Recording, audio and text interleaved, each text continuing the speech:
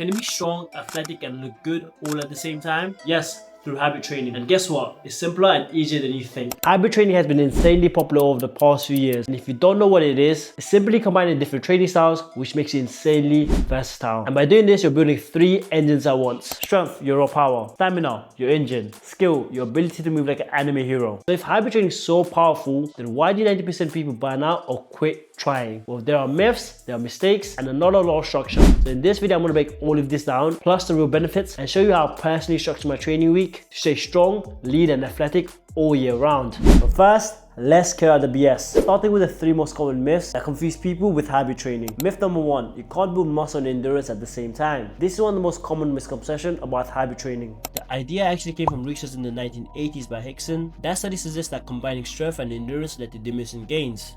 Here's what people forget. That study used very high training volumes of strength and cardio, no programming, no recovery, and no periodization. And since then, more recent studies and real examples show you can build muscle and endurance at the same time, as long as your training load is managed and recovery is prioritized. So it's not the combination that's the myth, it's the structure. And don't worry, later in this video, we will dive into structure. Myth number 2, you need to work out twice a day. Now, I'm not gonna lie, working out twice a day can help with progress, but unless you're a professional athlete, it's not required. The real key is smart programming. And again, I'll explain how I do it later in this video. Personally, I've done multiple marathons and deadlifted 3 times of body weight, crushed weighted calisthenics, and competed in bodybuilding, all by training once a day, 5 times a week. So unless your job is to suffer, you don't need to train at David Goggins. 18. Big son. Yeah. 20. You got some more in you. You need intention and a goal, not just volume for volume's sake. It's about putting right sessions on the right day and letting your recovery do the job. Myth number 3. Habit training leads to overtraining. Thing is, guys, any type of training can lead to overtraining, especially if it's poorly managed or over your workload. So if you're a beginner doing an advanced workout, and that could be any type of workout, you're essentially going to be overtraining. Overtraining usually happens when you do too much volume or too much intensity for too long and not doing any recovery work, like not stretching, like not eating enough, and not getting enough sleep. And probably the most common for beginners, which trying to go heavy or kill yourself every session. And hindsight, that does sound great, but that is not smart. So overtraining doesn't come from habit training. It comes from a mix of bad programming and not recovering well enough. So now that we've killed the myths, let's talk about why habit training is elite. These aren't just the benefits, these are the reasons why I'll never go back to training any other style. Number 1, build muscle and stay lean at the same time. Like we talked about before, it's not either or. You can build muscle and improve your endurance at the same time if your training and recovery is smart. This has been proven by recent studies that show moderate cardio doesn't interfere with hypertrophy or strength gains. In fact, it can boost muscle growth by improving blood vessels and nutrient delivery. As hybrid training competition has been a trend through the likes of High Rocks and people posting on social media, you can see the proof online. So by combining cardio and progressive strength training, you're building lean, athletic muscle, not losing it. And of course, you may build more muscle if you just bulk, but you'll be much harder to stay lean. But through habit training, you recover faster, you burn more fat, you don't have to sacrifice size for stamina.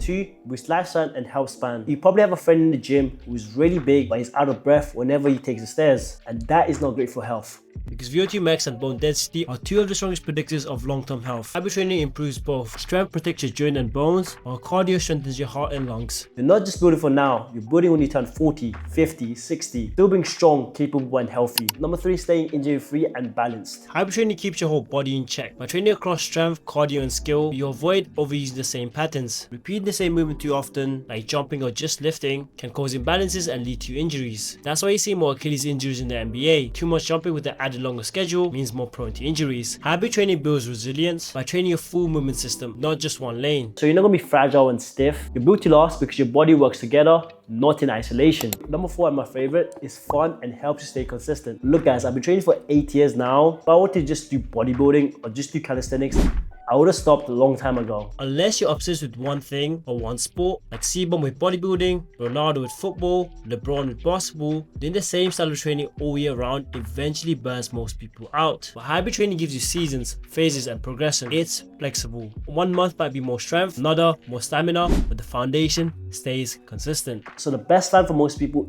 isn't the most extreme. It's the one you're going to enjoy and stay consistent for years to come. And that's why I think hybrid training wins, because it's not just a workout program, it's a lifestyle.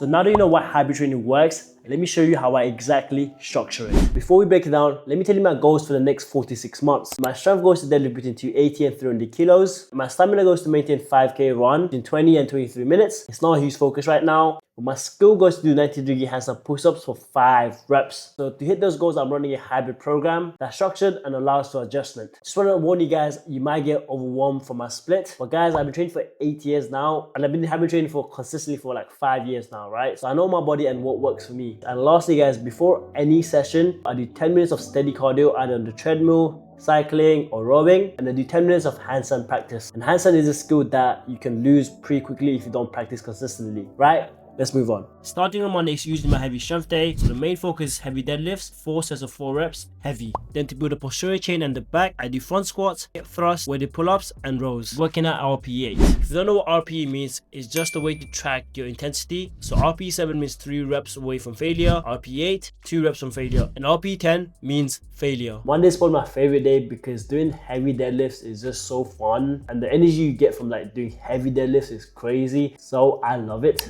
Moving on to day 2, which is my hybrid push day, focusing on push and arms, and the main skill I'm working on is the 90-degree handstand push-up. To help me get stronger, I'm working on pike push-ups, dumbbell overhead press, squat crushes and lateral raises. Again, I am not killing myself. This is very up and down for me because I haven't mastered the 90-degree handstand, so some days I get 2 reps, some days I get 3 reps, and some days I struggle to even get 1 rep. But we move. Wednesday is a full rest day. Normally if I have time, I go to the gym and do recovery like ice bath and sauna. I'm also a very active guy, so I'm just gonna go for like a walk, so I get my 10,000 steps in. Other than that, I am not working out. Thursday is a technique day where I focus on light strength and athletic movements. The main exercise is the pause deadlifts, where I pause at the bottom as that's my weakness. And there's a lot of moving in these days, as I do exercises like farmer's walk, barbell rows, plyometrics, and pull-ups. This day is very underrated because improving technique is going to make you stronger as you become more efficient within the movement. Friday is what I like to call the bodybuilding day. Focus here is mainly on volume and skill, and the main exercise I'm working on is the handstand push-up. If I'm honest, there isn't a big structure to this day. I'm just chasing the pump with my chest, my shoulders, my arms, and I finish with some abs. This is really fun because I don't have to use my mind too much. I'm just there getting a nice juicy pump.